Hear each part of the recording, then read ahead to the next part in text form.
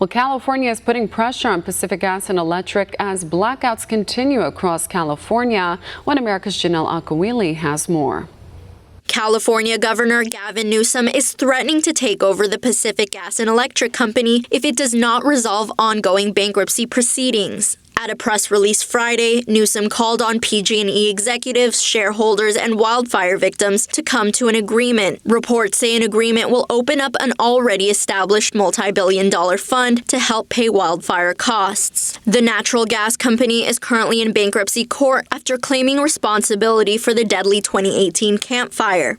During the press release, Newsom suggested the government will step in to restructure the utility company if the proceedings aren't resolved soon. As you know well, we have already been deeply involved in that process over the course of the last 100 days. In fact, I don't know of another state that has intervened more aggressively in the bankruptcy process in the state of California. PG&E has recently come under fire after orchestrating massive blackouts in an effort to prevent them. The governor has also faced criticism as hundreds of thousands of residents are left quite literally in the dark. Wind is going to happen, and now we're going to have days and days with inconvenience, and this is not sustainable.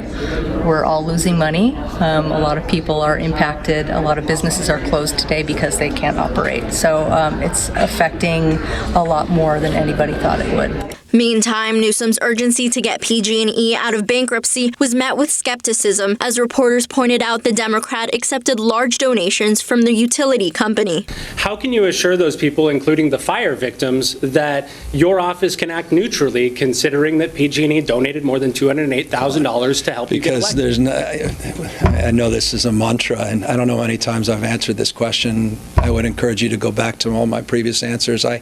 If the suggestion is somehow I'm influenced by that, you're wrong. Absolutely unequivocally wrong. And there's not one thing you can point to during my tenure as governor that would suggest otherwise. PG&E executives, its shareholders, and wildfire victims are expected to meet in the state's capital next week to hash out a resolution. Gienel Agcaoili, One America News. Want to see more videos like this? Click on the link below and subscribe to One America News on YouTube. And call your cable provider and kindly demand that One America News is added to your lineup. Call and subscribe today.